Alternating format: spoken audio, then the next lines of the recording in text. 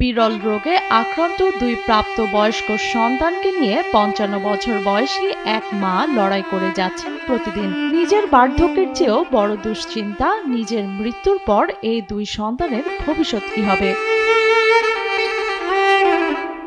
জন্ম থেকেই তারা আক্রান্ত মাইক্রোসেফালি নামের এক বিরল রোগে। নিজের হাতে খেতে পারে না, চলাফেরা বোঝে না, সুযোগ পেলেই বাড়ি থেকে বেরিয়ে পড়ে তারা। অনেক সময় তাদের খুঁজে পাওয়া দুষ্কর হয়ে ওঠে, তাই কখনো বন্দি, কখনো বেঁধে রাখতে হয় তাদের। এই অলি এবং রহিম যেহেতু বুদ্ধি প্রতিবন্ধী, তারা অনেক সময় সুযোগ পেলে এদিকে পালায় যায়, হারায় যায় আর কি। হ্যাঁ, তো পালিয়ে যায়। হ্যাঁ, পালিয়ে যায়। কোনঠে উপজেলা, কোনঠে বাজার, কোনঠে মোড়, কলেজ মোড়, গোমস্তাপুর পালিয়ে যায়। দেশের মানুষ কিনে কেউ ধরে নিয়ে আসে। চাঁপাইনবাবগঞ্জের গোমস্তাপুর উপজেলার রোহনপুর বাগানপাড়া, এখানে বসবাস করেন ৩৫ বছর বয়সী অলি ও ৪০ বছর বয়সী রহিম। বয়স বাড়লেও তাদের শারীরিক ও মানসিক বিকাশ স্বাভাবিক নয়, ফলে ভালো মন্দ বোঝার সক্ষমতা নেই এই দুই ভাইয়ের। এর নাম অলি, রহিম, আব্দুল রহিম। দুটাই চঞ্চলা বাপ। ওইটা ৪০ বছর হয়ে গেল, এটা ৩৫ বছর। মনে করো এইভাবে নিয়ে গেল, পালিয়ে যায়। তারা কাম করে, কাঁচা যাচ্ছে নিয়ে কারণে রিমোট নিয়ে চলে আসবে, বাড়ি ফাঁকা পাইলে কি করবে, এটাও ওটাও। এই দুই অসহায় সন্তানের দেখভালের পুরো দায়িত্ব তাদের মায়ের কাঁধে।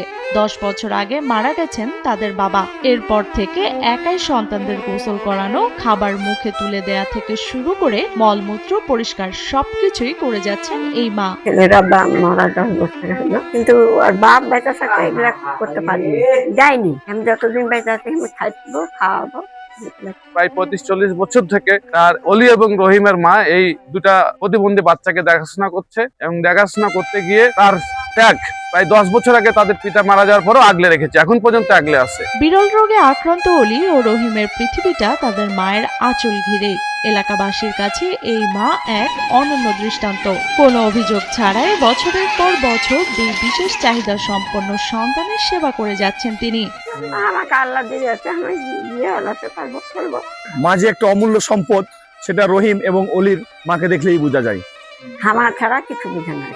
তাহারে হাতে যে খাইবে না, তাহারে বাড়িও দেবে, কেউ কোনো কিছু দিবে না, আর এটা নিবে খাইবে না। আমি যতক্ষণ না খাওয়াবো। উন্নত চিকিৎসা বা বাড়তি সুযোগ সুবিধার অভাব থাকলেও অলি ও রহিমের জীবনে মায়ের ভালোবাসার কোনো ঘাটতি নেই।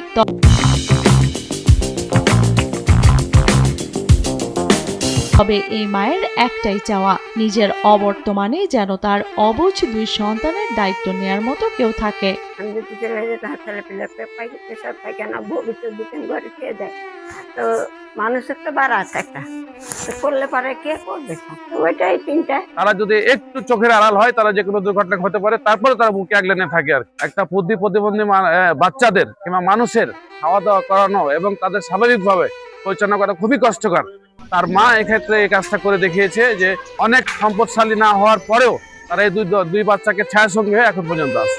এদিকে অলি ও রহিমের কথা শুনে সহযোগিতার আশ্বাস দেন গোমস্তাপুর উপজেলা নির্বাহী অফিসার জাকির মুন্সি। আসার পর আমি তো বিষয়টা জানি না, তো আপনার মাধ্যমে জানলাম। আসলে আমি দেখি আমাদের কিভাবে সহযোগিতা করা যায়, আমরা দেখবো ইনশাআল্লাহ।